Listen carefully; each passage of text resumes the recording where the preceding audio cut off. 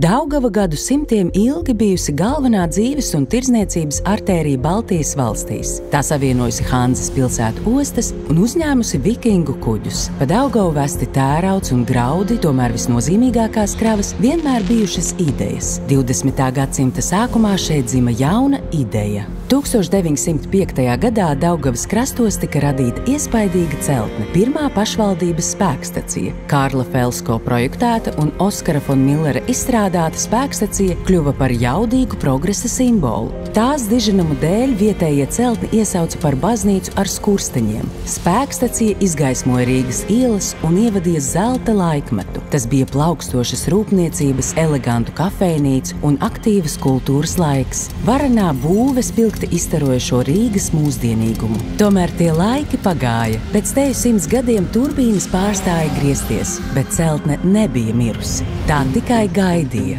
Tagad bijusī spēkstacija atzimst kā The Powerhouse. Jauna, ikoniska teritorija, kas iezīmē Rīgas nākotni. Jaunais dizains veidots ar pietāti pret sākotnējo arhitektonisko valodu.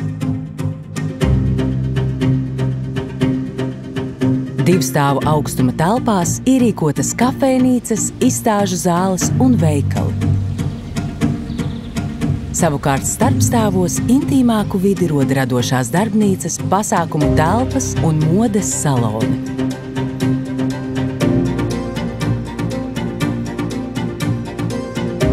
The Powerhouse būs Rīga Waterfront sirds, kas reiz bija industriālā zona, nu kļūst par jaunu un drosmīgu ideju centru.